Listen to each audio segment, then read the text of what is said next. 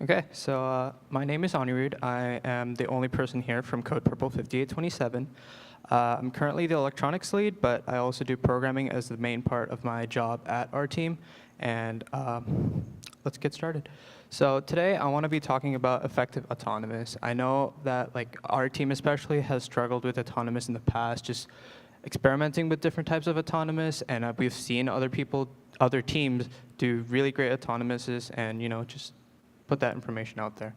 So of the things that I've seen, there's 3 autonomous patterns that are really, really common. The record and play, the dead reckoning, and responsive system. They all 3 have their own benefits and drawbacks to them. And first one, record and play, I'd call this the most volatile version. It's where the driver physically controls a robot during a teleop test period, and the driver just drives around, does the pattern, and the program records, and it's stored in a text file or some other sort of file, and it's repeated during autonomous. In theory, it sounds really good because you have a person doing a pattern that the robot or a programmer programming it would be a lot harder to do it than having a person do it for them. But the thing is, there's a lot of variables involved, especially during my testing. Going across the carpet, something can get stuck, and the robot could be off kilter, and it would just continue doing that same pattern, and it just doesn't end up well, and it's just not very effective every single time. But there is ways around that, especially through motion profiling. You can, instead of just recording how long and how fast the motor's turning, you can record encoder values, gyro values, and that sort of thing, and have that also be monitored while it's being played back. But that's just way more effort than it's worth, and you'll end up putting in a lot more time programming it than getting a good result out of it. And dead reckoning, it's in the middle of the 2. It's what most teams use. It's a method that we use, and it's pretty effective most of the time, but there are times it just doesn't work. So basically, it's a set of values, but instead of a person recording it, it's you doing exact calculations.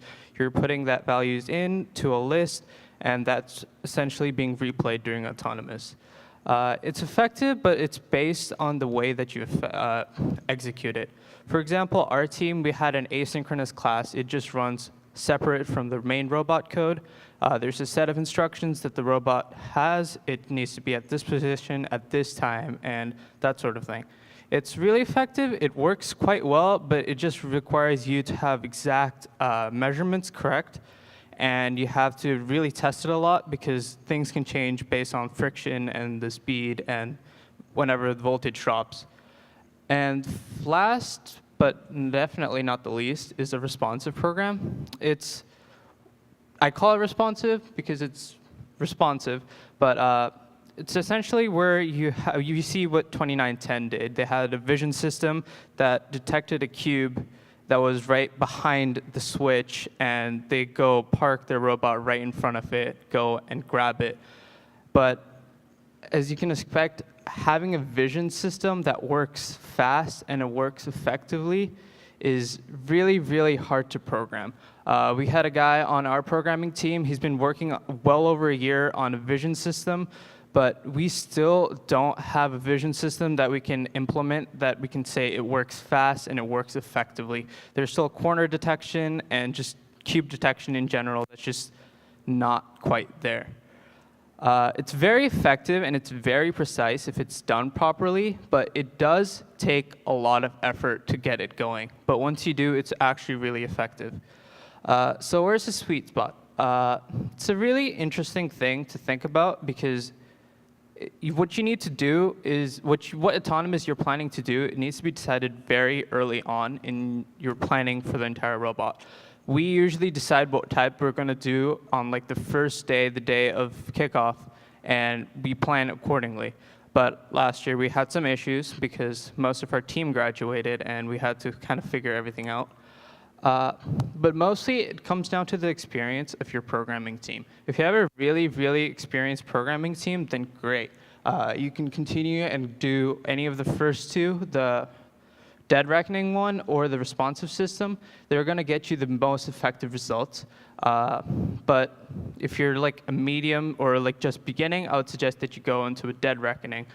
The responsive system, I would hold off on going until you have a couple events or a couple 100 hours of testing into it, just from my testing, it's very, very hard to implement.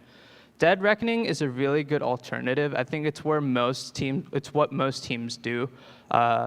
We did it last year. It was pretty effective, at least when we got it working. And I'm pretty sure 4089 did the same thing, except they had a different sort of thing. They used a spin-off of 254's autonomous system. It's Jackie's Pathfinder. It's where you essentially put in a points into a program, and it gives you a set of velocities and that sort of thing, and it's really, really effective. Record and play, I would say you just don't use it. It's terrible, and it's way too unreliable for it to work effectively. And yeah, thank you for listening.